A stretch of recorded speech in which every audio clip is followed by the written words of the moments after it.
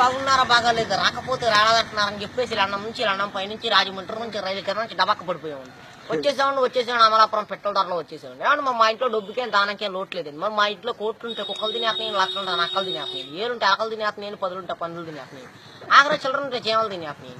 మరి మా ఇంట్లో భోజనాలు పెడతామంటే వంకాయ తింటే వంగిపోతున్నారని, బేకాయ తింటే బీసిపోతున్నారని, చిక్కుడే కూర తింటే చిక్కుపోతున్నారని, ములక్కాయ తింటే ముదిరిపోతున్నారని, గోంగూర తింటే గోక్కున్నారని, పొట్లకాయ తింటే పొట్టొస్తుందని చెప్పేసి లడాసారి లడాయి పప్పు ఎండ్రేసి కిరణాలు పోసి పెట్టేవాళ్ళు. మరి తిన్నాక బాగానే ఉన్నారని ముగ్గురేళ్ళు మంచానికి కలుసుకున్నారని. మరి పొద్దున్న అమెరికా వాళ్ళు వచ్చి నన్ను పాకిస్తాన్తో యుద్ధం చేయమని చెప్పి నాకు ₹6 అడ్వాన్స్ ఇచ్చారు. మరి వాళ్ళు ఇచ్చిన ₹6 అడ్వాన్స్ తీసుకుని జీడికినంత జీబ్ వేసుకొని తూటుకారంత తుపాకి తీసుకొని బయలుదేరానండి. మరి జీడికినంత జీబులో డీజిల్ అయిపోయిందని చెప్పి జీబు వెళ్ళిపోయి చెరువులో పడిపోయిందని నేను వచ్చి ఇక్కడ పడిపోయానండి. మరి మాకు ఇచ్చే మామూలు మాకు ఇచ్చేస్తే పాకిస్తాన్తో యుద్ధాన్ని బయలుదేరుతాను. మరి మీకు ఏదైనా ఫ్యాక్టరీ కావాలని చెప్పండి. గుడివాళ్ళ గుడ్లు ఫ్యాక్టరీ మాదేనండి, దుబాయ్లో దూదు ఫ్యాక్టరీ మాదేనండి, ఏలూరులో ఎలకల ఫ్యాక్టరీ మాదేనండి, పామర్లో పందుల ఫ్యాక్టరీ మాదేనండి. మరి మీకు ఏదైనా ఫ్యాక్టరీ కావాలంటే రీఫిల్ లేని పెన్ తెచ్చుకుంటే మొత్తం రాసి చేస్తామండి. మరి మేము ఇల్లు కడదామంటే తాటాకైతే గలగలంటే ఇటుకే తిరిగిపోతుందండి, జమ్మ అయితే జారిపోతున్నాను, పెంకైతే పేలిపోతున్నాను, నా అయితే నలిగిపోతుందండి. మరి అందుకని చెప్పి మా ఆఫీసులో భలే కలపలు కనిపెట్టారండి. ఏమేమి కలపాలంటే బొబ్బాస్ కలపండి, జిల్లేడు కలపండి, ఉరిగడ్డి వాసాలండి, దొంగ దోలాలండి, చీపురు పుల్ల కిటికీలండి, పైన కోడిపీట ఆపండి.